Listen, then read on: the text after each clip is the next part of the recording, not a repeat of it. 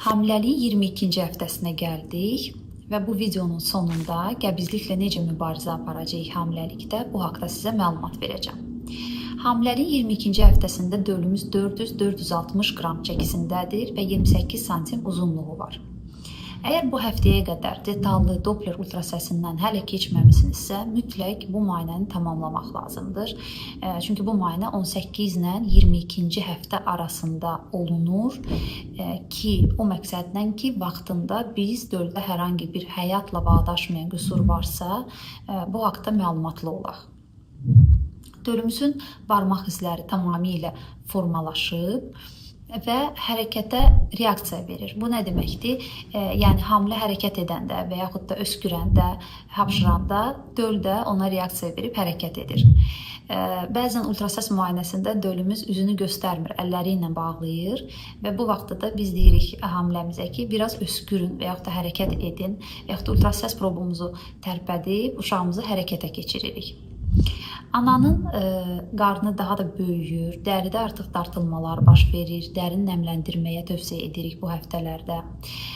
Qəbizlik və mədə yanması davam edə bilər və nəfəs darlığı, yüngül nəfəs darlığı əmələ gələ bilər. Bu əslində patolojik bir hal deyil, hormonal dəyişikliklərlə və uşaqlığın böyüməsi ilə əlaqəlidir. Təbii ki, ciddi bir təngnəfəslik varsa biz kardioloji check-up edirik, amma adətən bu tam nəfəs alamamaq kimi şikayət ortaya çıxır. O da ağciyərin həcminin hormonal təsir altında və baskı altında azalması ilə əlaqəlidir. Gəlsək qəbizliyə hamiləlikdə.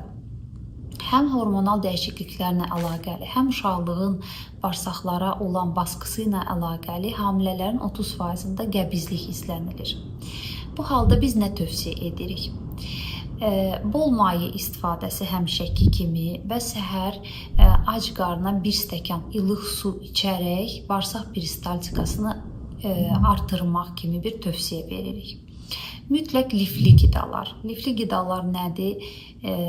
Deməli, yulafdır, paxlalılardır, quru meyvələrdir, təzə meyvələrdir, salatlardır. Bunlar mütləq rasionda olmalıdır.